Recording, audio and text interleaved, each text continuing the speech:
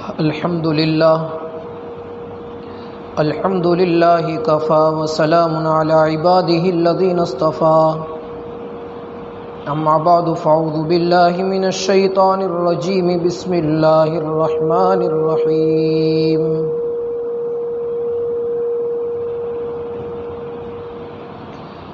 ونفخ في الصور فإذا هم من الأجداث إلى ربهم ينسلون صدق اللہ العظیم۔ محترم بھائیو، دوستو اور بزرگوں، آپ حضرات کے سامنے کچھ جمعہ پہلے میں نے ایک حدیث سنانی شروع کی تھی۔ بخاری شریف کی روایت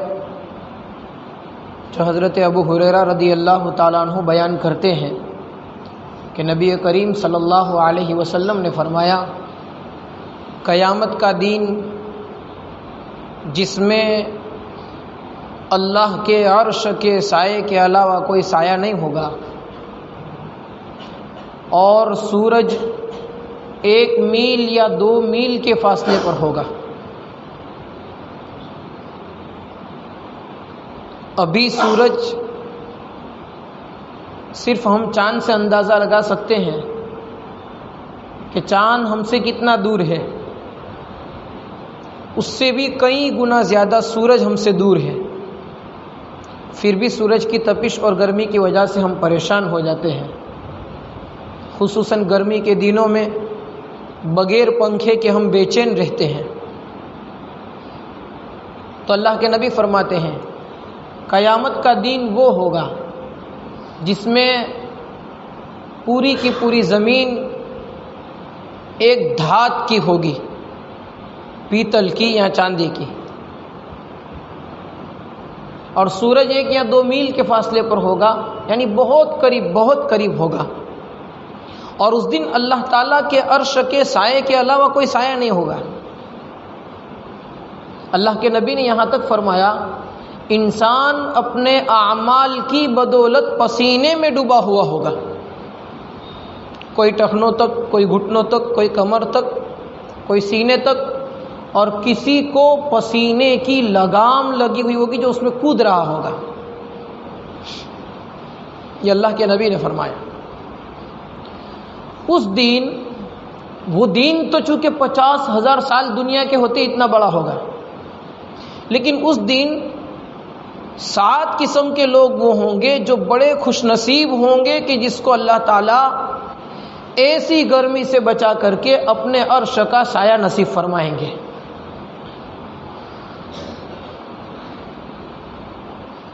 وہ کون خوش قسمت ہوں گے؟ جس کو ایسی گرمی سے بچا لیا جائے گا، اور وہ بھی 50,000 سال کے برابر ایک دن۔ وہ 7 قسم کے لوگوں کو میں نے آپ کے سامنے بیان کرنا شروع کیا تھا، اس میں ایک بندے کا میں نے ذکر کیا تھا، انصاف کرنے والا بادشاہ اور حاکم۔ اس کے بارے میں تفصیلی بات میں نے آپ کے سامنے بتائی تھی۔ اور دوسرا، شاب نشأ فی عبادتی، وہ نوجوان جس نے اپنی جوانی کو اللہ کی عبادت کے اندر گزارا ہو۔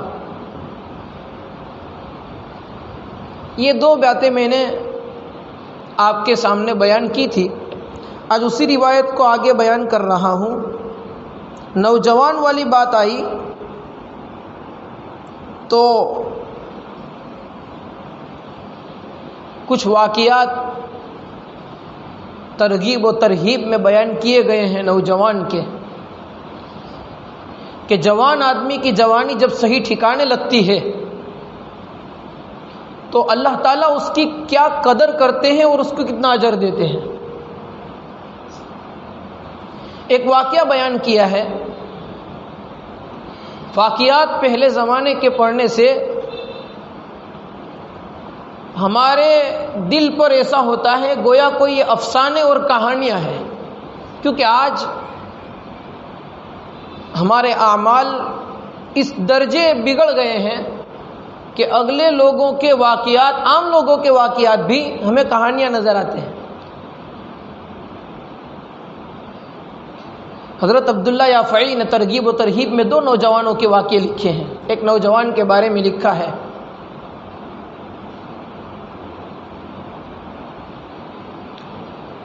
اپنے گھر پر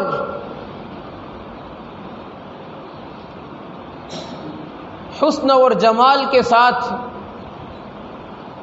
منصب والی خاندان والی کوئی عورت اپنی طرف منہ کالا کرنے کے لیے اور گناہ کرنے کے لیے بلاوے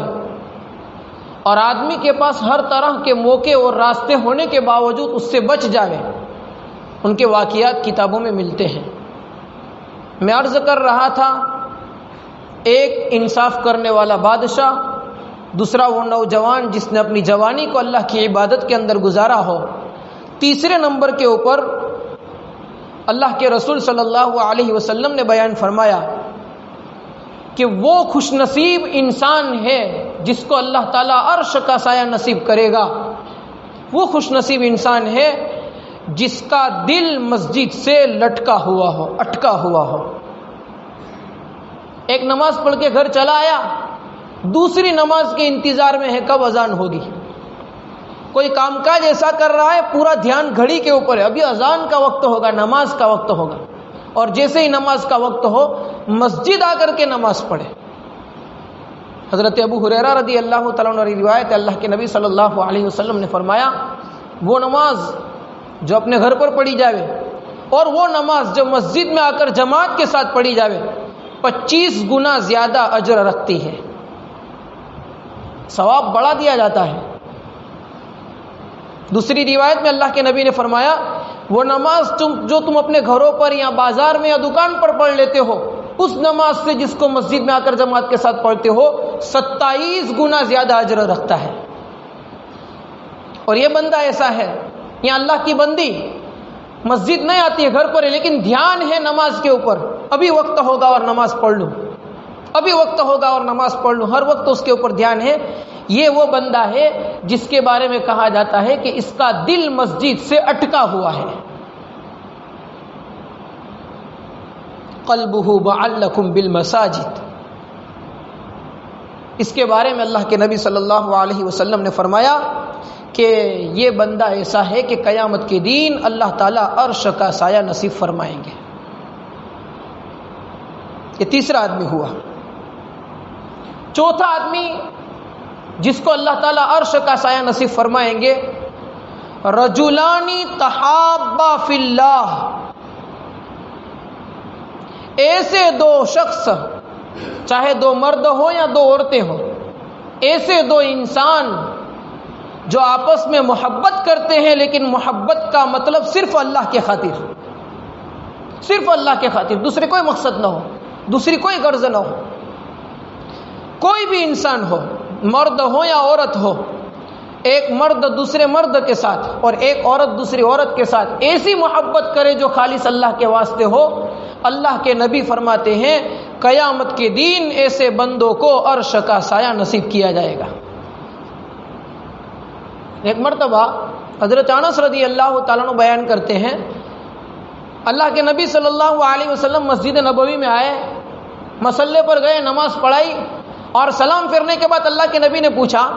بھائی قیامت کے بارے میں تم میں سے مجھے کون پوچھتا تھا، کھڑا ہو. تو ایک صحابی کھڑے ہوئے، تو اللہ کے نبی نے پوچھا اچھا قیامت کے بارے میں پوچھتے ہو، آپ نے کچھ تیاری کر رکھی ہے، کچھ تیاری کی ہے آپ نے؟ تو وہ صحابی تھے، اس نے کہا یا نبی اللہ تیاری تو کوئی نہیں کی ہے، البتہ یہ ہے کہ مجھے اللہ اور اس کے رسول صلی اللہ علیہ وسلم سے محبت ہے، بس یہ ایک ہے، دوسری کوئی تیاری نہیں کی ہے. تو اللہ کے نبی نے بہترین جواب دیا. اللہ کے نبی نے فرمایا اچھا آپ کو اللہ اور اس کے رسول سے محبت ہے تو سن لو، آپ قیامت کے بارے میں پوچھتے ہو، قیامت کے دن انسان اس کے ساتھ کھڑا ہوگا جس کے ساتھ اس کو محبت ہوگی. المرء مع من احب، جس کے ساتھ محبت ہوگی قیامت کے دن اس کے ساتھ کھڑا ہوگا. یہ بھی تو انسان میں ہوتا ہے کہ جس کے ساتھ محبت ہوتی ہے اس کے طریقے اپنی زندگی میں لاتا ہے، جس کے ساتھ محبت ہوتی ہے اس کا چہرہ اپنا چہرہ بناتا ہے، جس کے ساتھ محبت ہوتی ہے اس کو جو پسند ہے وہ لباس پہنتا ہے. جس کے ساتھ محبت ہوتی ہے سامنے والے دوست کو راضی اور خوش کرنے کے لیے وہ چاہتا ہے ایسے عمل کرتا ہے، یہ محبت ہے۔ حضرت انس کہتے ہیں جس وقت اللہ کے نبی نے اپنی زبان مبارک سے یہ کہا کہ قیامت کے دن انسان اس کے ساتھ ہوگا جس سے اس کو محبت ہوگی، اس دن ہمارے دلوں میں اتنی خوشی آئی کہ ہم مسلمان ہوئے تھے، اس دن خوشی ہوئی تھی۔ اس کے بعد سب سے بڑا خوشی کا دن یہ تھا جس دن اللہ کے نبی نے فرمایا جس کے ساتھ محبت ہوگی اس کے ساتھ ہوں گے، کیونکہ ہم کو صحابہ کو اللہ کے رسول سے ایسی محبت تھی کہ ایک گھڑی کے لیے آپ سے دور رہنا چاہتے نہیں تھے، تو ان کو یقین ہو گئے ہم تو اللہ کے نبی کے ساتھ قیامت کے دن ہوں گے۔ اور ہم بھی جب اللہ کے نیک بندوں کے ساتھ محبت کرتے ہیں، بس فرق یہ ہے کہ محبت زبان سے دعوے کے ساتھ کرتے ہیں اور دلوں میں محبت ہوتی بھی ہے، لیکن اللہ والوں کا جو طریقہ اور جو لباس اور جو چہرہ ہے وہ ہمارے پاس نہیں ہوتا، بس یہ کمی ہے، وہ اعمال نہیں ہوتے ہمارے۔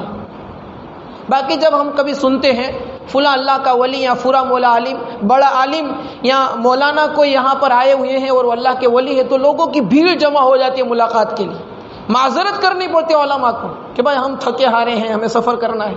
اس کا مطلب محبت تو ہے اور اللہ کی خاطر، اس سے ہمیں دوسری کوئی غرض نہیں ہے۔ آنے والا ہمیں کوئی پیسے دینے والا نہیں، کوئی ڈگری دینے والا نہیں ہے، آنے والا ہمارا دنیاوی کوئی فائدہ کرنے والا نہیں ہے، بس اس کے پاس ہم اس لیے جا رہے ہیں کہ ہماری آخرت بن جائے، اللہ والا ہم سے راضی ہو جائے گا، اللہ ہم سے راضی ہو جائے گا، اس لیے جا رہے ہیں۔ تو محبت تو ہے اللہ والوں سے، اور اسی محبت کے نتیجے میں اگر ہماری زندگی میں وہ نشانیاں آ جائے گی، وہ اعمال محبت والے آ جائیں گے، تو یقیناً قیامت کے دن ہم ان اللہ والوں کے ساتھ اٹھائے جائیں گے، ان اللہ کے ولیوں کے ساتھ اٹھائے جائیں گے۔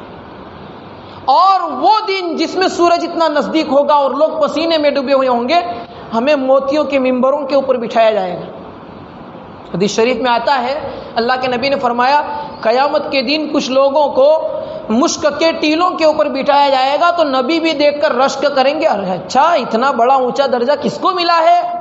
اس درجے پر بیٹھے ہیں۔ پتا چلے گا یہ لوگ اللہ کے خاطر محبت کرنے والے ہیں، اللہ کے نام پر جمع ہونے والے اور اللہ کے نام پر جدا ہونے والے ہیں۔ صحابہ میں یہ صفت تھی۔ اپنے حقیقی بیٹے کو دیکھا کہ انگلی سے کنکری اڑا رہا ہے۔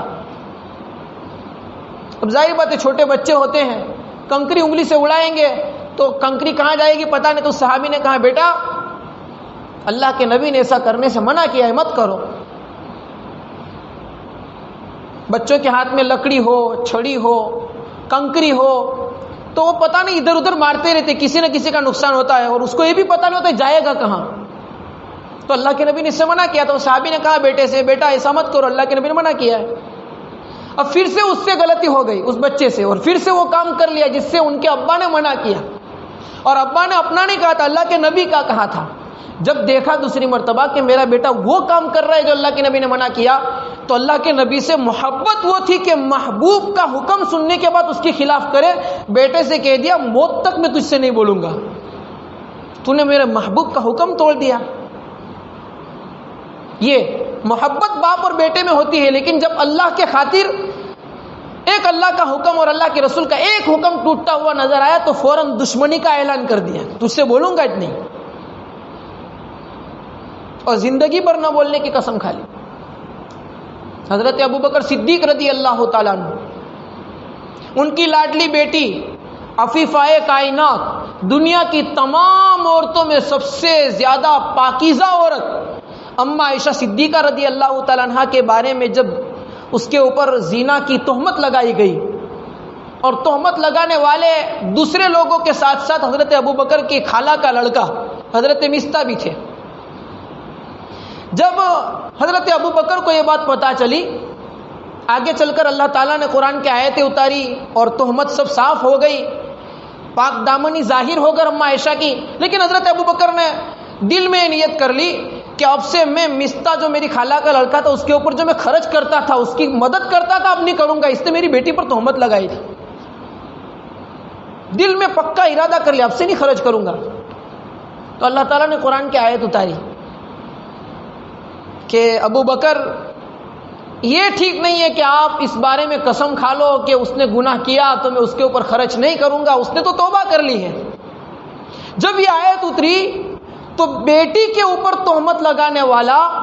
لاڈلی بیٹی کو سخت تکلیف دینے والا، لاڈلے محبوب دوست اللہ کے رسول کو تکلیف دینے والا، لیکن جب آیت اتر گئی تو جیسے جدائیگی کی نیت کی تھی اللہ کے خاطر، ایسے اس سے زیادہ جو پہلے خرچ کرتے تھے اب زیادہ خرچ کرنے بن گئے کہ اللہ کا حکم آ گیا۔ یہ ہے اللہ کے خاطر محبت۔ بھلے میری بیٹی کے ساتھ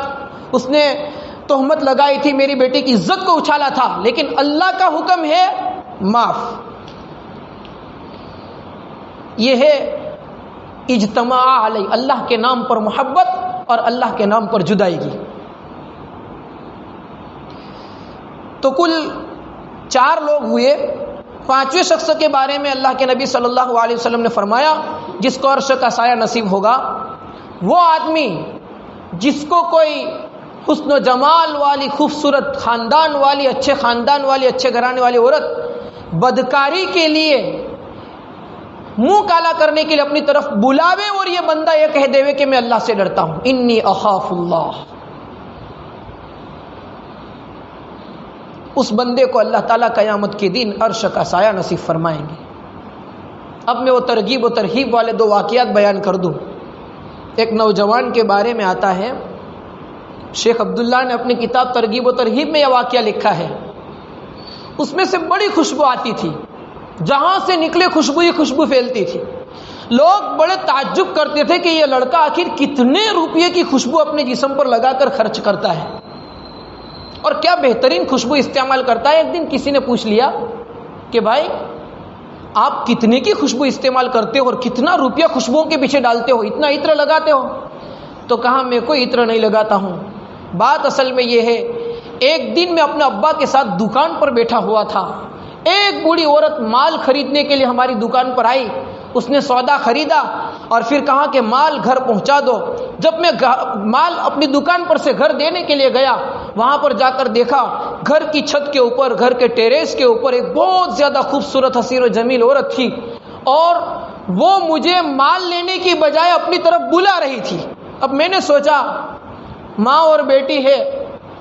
ایک بوڑھی عورت اور ایک نوجوان لڑکی ہے، اور وہ مجھے بدکاری کے لیے اپنی طرف بلا رہی ہے اور میرے پاس بچنے کا کوئی راستہ نہیں ہے، تو میں قضاء حاجت کے نام پر بیت الخلا میں چلا گیا، اور وہاں جانے کے بعد میں نے پاخانے کو، ناپاکی کو اپنے ہاتھ میں لے کر اپنے کپڑے میں مل لیا کہ مجھے گندا دیکھ کر یہ مجھے چھوڑ دے۔ بس گندا دیکھ کر اس نے مجھے چھوڑ دیا۔ میں باہر نکلا تو انہوں نے کہا ارے تو پاگل ہے، نکالو نکالو کر کے مجھے بھگا دیا۔ میں گھر نہیں آیا کیونکہ میں پلیدی والا تھا، ناپاک تھا۔ میں نے صابن خریدا اور صابن خرید کر کے غسل کر کے پھر اچھی طرح سے پاک صاف ہو کر گھر پہنچا۔ لیکن جب رات کو سویا تو ایک آدمی میرے پاس آیا اور اس نے آ کر کے مجھے ایک خوشبو لگا دی اور کہا یہ جنت کی خوشبو ہے، یعنی وہ آنے والا فرشتہ تھا، اس نے مجھے خوشبو لگا دی۔ بس وہ خوشبو لگا کر کے گئے ہیں، صبح سے اٹھا اس وقت سے آج تک میرے جسم سے ایسی خوشبو مہک رہی ہے کہ سب لوگ مجھے پوچھتے ہیں کہ یہ خوشبو کہاں سے لائے، لیکن میں نے اس وقت سے کبھی کوئی خوشبو لگائی نہیں۔ یہ نوجوان تھے، بنی اسرائیل کے کیفل کا واقعہ ہے۔ اللہ کے نبی فرماتے ہیں بڑا گنہگار آدمی تھا کیفل، بڑا گنہگار تھا۔ اس کا کام تھا اپنی پوری ملکت کو، پوری جائیداد، مال دولت کو صرف گناہ کے راستے کے اندر خرچ کرنا، شراب پینا اور بدکاری کرنا، زنا کرنا، بس 2 ہی کام تھے اس کے۔ پیسے دے دے کر کے نوجوان عورتوں کو دور دور سے بلاتا تھا، اس کا یہ کام تھا، اور لوگ اس سے بڑی نفرت کرتے تھے۔ اور یہ اس دور میں تھا جس وقت اگر کوئی بندہ گناہ کرتا تھا تو فرشتے اس کے دروازے پر گناہ لکھ کر کے جاتے تھے کہ اس بندے نے یہ گناہ کیا ہے، وہ دور تھا۔ اب اس وقت یہ بندہ گناہ کرتا تھا، سب لوگ اس کے گناہ کو پڑھتے تھے۔ ایک دن ایسا ہوا کہ اس کے خاندان کی ایک عورت بہت زیادہ خوبصورت تھی، وہ کیفل کے پاس آئی اور آ کر کے کیفل سے اپنی جان کا سودا کیا کہ میں اتنے روپے کے اندر آپ کے پاس منہ کالا کرنے آؤں گی۔ کیفل نے اس کو پیسے دیے، درہم دیے، دینار دیے، اور پھر اس کے ساتھ بدکاری کے لیے، غلط کام کرنے کے لیے اس کے پاس بیٹھا۔ جب وہ بیٹھا تو عورت تھر تھرانے لگی، کانپنے لگی، لرزنے لگی، اور رونے لگی۔ کفل نے کہا روتی کیوں ہو؟ میں نے کوئی آپ پر زبردستی تو نہیں کی ہے۔ اس عورت نے کہا کفل میں کوئی بدکار اور فاحشہ عورت نہیں ہوں، میں کوئی غلط عورت نہیں ہوں، میرے بچے بھوک اور پیاس سے بلبلا رہے تھے اور کھانے کو کچھ تھا نہیں تو میں اس راستے تک پہنچی ہوں، لیکن اللہ کا خوف کر اور اس مہر کو نہ توڑ، یہ کسی کی امانت ہے۔ جب کفل نے یہ بات سنی فوراً کھڑا ہو گیا اور اس عورت سے کہا میں نے پیسے دیے وہ لے کر جا، چلی جا، مجھے گناہ نہیں کرنا، اور اسی وقت اس نے توبہ کر لی۔ اللہ کا کرنا ایسا ہوا اسی رات کفل کا انتقال ہو گیا۔ عورت تو چلی گئی، پیسے دے دیے، بدکاری نہیں کی، اور اسی رات کفل کا انتقال ہو گیا۔ اب اگر اس سے پہلے کفل کا انتقال ہوتا اور مرتا، اس کی جنازے کی نماز بھی کوئی نہیں پڑھتا، ایسا حال ہوتا۔ لیکن صبح لوگوں نے دیکھا کفل کا تو انتقال ہوا پڑا ہے اور اس کے دروازے پر لکھا ہوا تھا ان اللہ قد غفر الکفل، اللہ تعالی نے کفل کو معاف کر دیا۔ اللہ کے خوف سے، بدکاری اور منہ کالا کرنے سے اپنے آپ کو بچانے والا، اللہ کے نبی فرماتے ہیں عرش کا سایہ قیامت کے دن اس کو نصیب ہوگا۔ لیکن افسوس کہ آج ہمارے اپنے معاشرے کے اندر گناہ اتنے عام ہو گئے ہمارے نوجوانوں میں کہ ایسے واقعات تو ہمیں ایک کہانی نظر آتے ہیں۔ اللہ بڑے معاف کرنے والے ہیں، بڑے معاف کرنے والے ہیں۔ اسی پر ایک واقعہ نوجوان کا صاحب ترغیب و ترہیب نے لکھا ہے، فرماتے ہیں ایک مرتبہ کی بات ہے، ایک نوجوان تھا، اس کی ایک عادت تھی، بہت زیادہ گناہ کرتا تھا، لیکن عادت یہ تھی کہ جب گناہ کر کے گھر آتا تھا تو کاپی میں اس گناہ کو لکھ لیتا تھا کہ میں نے یہ گناہ کیا ہے بس۔ ایک دن ایسا ہوا کہ کفل کی طریقے سے اس کو کوئی عورت نے اپنے پاس بلایا اور یہ پیسے دے کر وہاں پر گیا۔ جب منہ کالا کرنے کی نیت سے اس عورت کے پاس گیا تو وہ عورت رونے لگی، تو اس نوجوان نے کہا میں نے آپ پر کوئی زبردستی نہیں کی ہے، آپ نے مجھے بلایا ہے، پیسے آپ نے مانگے اس نے مجھے دے دیے ہیں، پھر آج آپ کیوں روتی ہو؟ اس عورت نے کہا اے نوجوان، میں کوئی بدکار اور گناہ کرنے والی عورت نہیں ہوں، میرے بچے بھوکے ہیں اس وجہ سے میں یہاں تک پہنچی ہوں۔ تو اس نوجوان نے اس عورت کو پیسے دے کر کے وہاں سے ڈائریکٹ واپس چلا آیا اور بدکاری سے بچ گیا، اور آ کر کے اپنی ماں کو پوری داستان سنائی، امی جان آج میرے ساتھ یہ معاملہ پیش آیا۔ اس کی والدہ نے کہا بیٹا گناہ کر کے کاپی میں لکھا کرتا تھا، آج ایک نیکی کر کے آیا ہے، کاپی میں لکھ لے۔ بیٹے نے کہا امی پوری کاپی ایسے بھری ہے کہ کوئی صفحہ خالی نہیں ہے گناہ لکھا ہوا نہ ہو، کیا لکھوں، کہاں لکھوں؟ ماں نے کہا بیٹا حاشیے میں لکھ دے، اوپر پر حاشیے میں لکھ دے، تھوڑی جگہ ہے وہاں پر۔ بیٹے نے وہاں پر اس نیکی کو لکھ دیا کہ میں نے زندگی میں ایک نیکی کی ہے، باقی پورے گناہ کیے ہیں۔ رات کو سو گیا، صبح ہوئی دیکھا پوری کاپی جو گناہوں سے بھری ہوئی تھی اس کے اوپر ایک دم اللہ تعالیٰ نے کوڑا کر دیا تھا، اور وہ ایک نیکی جو حاشیے میں لکھی ہوئی تھی وہ لکھی ہوئی تھی، اور اس کے نیچے یہ آیت لکھی ہوئی تھی ان الحسنات یذہبن السیئات، بے شک نیکیاں ساری برائیوں کو ختم کر دیا کرتی ہے۔ اللہ تعالیٰ نے سارے گناہ معاف کر دیے۔ ایسے بھی نوجوان گزرے ہیں، اللہ تعالیٰ ہر ایسے نوجوان کو قیامت کے دن عرش کا سایہ نصیب فرمائیں گے۔ چھٹا آدمی جس کو اللہ تعالیٰ عرش کا سایہ نصیب فرمائیں گے وہ آدمی ہے جو تنہائی میں بیٹھا ہوا اللہ کا ذکر کر رہا تھا، اللہ کو یاد کر رہا تھا، اچانک دل بھر آیا اور آنکھوں میں سے آنسو نکل گئے، بس اس کا دل بھر گیا، لرز گیا اور آنکھوں میں آنسو آ گئے، اللہ کے خوف کو یاد کر کے، اللہ کی ذات کو یاد کر کے، اللہ کا ذکر کرتے ہوئے اللہ کے نبی فرماتے ہیں ایسے بندے کو اللہ تعالیٰ قیامت کے دن عرش کا سایہ نصیب فرمائیں گے۔ اور ساتویں قسم کا لوگ وہ ہے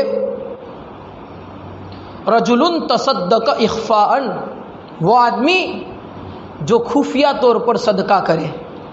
سیدھے ہاتھ سے دے تو بائیں ہاتھ کو پتہ نہ چلے۔ ابو حنیفہ کے انتقال کے بعد پتہ چلا تھا ہمارے امام صاحب کے اتنے ہزار گھروں کے اوپر مہینے کا پورا راشن وہاں پر پہنچتا تھا، وہ تو بیوہ عورتیں گھروں سے رو رو کر باہر نکلی. کہاں گیا وہ شخص جو ابھی مہینہ ہو گیا ہمارے گھروں پر کھانا نہیں آیا, ہمارے گھر ویران پڑے ہیں, اور وہ توشہ اور کھانا آنا بند ہو گیا. اس کے بعد لوگوں کو پتا چلا کہ ابو حنیفہ اتنوں پر خرچ کرنے والے تھے. یہ سیدھے ہاتھ سے دے تو بائیں ہاتھ کو پتہ نہ چلے. اور مرنے کے بعد بھی وہی اعمال جاری رہیں گے. اللہ کے نبی صلی اللہ علیہ وسلم نے فرمایا صدقہ جاریہ انسان کے مرنے کے بعد نامہ اعمال کا رجسٹر بند ہو جاتا ہے, لیکن وہ علم چھوڑ کر کے گیا ہے جس سے لوگ فائدہ اٹھا رہے ہیں, صدقہ جاریہ کا کام کر کے گیا ہے. کوئی مسجد مدرسے کے اندر کوئی بیوہ عورتوں کے اور کوئی یتیم بچوں کو گھر بنا دیا, ایسا کوئی کام کر دیا, یہ آدمی تو مر گیا لیکن وہ اعمال جاری رہتے ہیں اور قیامت کے دن اسی اعمال کا ڈھیر وہ جیسے دعوت و تبلیغ ہے, مدرسہ ہے, پڑھنے والے سیکھنے والے سیکھ کر کے چلے گئے, کسی نے سورہ فاتحہ سیکھ لی, کسی نے قرآن سیکھ لیا, سیکھ کر کے چلے گئے, وہ پڑھتا رہا, ہم مر گئے, نامہ اعمال کے اندر وہ نیکیاں آتی رہے گی, اور قیامت کے دن آنکھیں کھلے گی تو پتہ چلے گا ہمارے نامہ اعمال میں اتنے حج ہے, اتنے حافظوں کے ثواب ہے, اتنے قرآن صحیح کرانے کے ثواب ہے, حالانکہ ہمیں تو پتہ نہیں ہوتا. یہ ہے صدقہ جاریہ, خفیہ طور پر اللہ کو راضی کرنے کے لیے بس کام کرتے جائیں گے, اللہ تعالیٰ اعمال کا ثواب نامہ اعمال میں بھیجتا رہے گا. اور تیسرا وہ بندہ جس کا ثواب مرنے کے بعد بھی تیسری چیز وہ ہے نیک اولاد چھوڑ کر گئے ہو, وہ اولاد اس کے لیے دعائیں کرتی رہتی ہے, ایصال ثواب کرتی رہتی ہے. وہ بندے نیک اعمال اولاد کرے گی, اس کے ماں باپ کو قیامت کے تک جتنے اس کی اولاد کام کرتی رہے گی نیکی کے, ان کے ماں باپ کو ثواب پہنچتا رہے گا. تو ہم دعا کرتے ہیں اللہ تعالیٰ ہمیں بھی ان ساتوں قسم کے لوگوں میں سے بنا دے, اور ساتوں میں سے جو ہمارے لیے لائق ہے, مناسب ہے, جیسے تنہائی میں بیٹھ کر اللہ کا ذکر کرنا, خفیہ طور پر صدقہ کرنا, ہمارا دل اللہ کے گھر سے اٹکا ہوا ہو, لٹکا ہوا ہو, اور ہم کبھی فیصلہ کرنے کے لیے بیٹھے تو ہم انصاف کے ساتھ فیصلہ کرنے والے بن جائے, ہمارے جوانوں کی جوانی اللہ کی یاد کے اندر اور اللہ تعالیٰ کی اطاعت میں گزرے, تو قیامت کے دن اللہ تعالیٰ ہمیں بھی عرش کا سایہ نصیب فرمائیں گے. اللہ تعالیٰ عمل کی توفیق عطا فرمائے.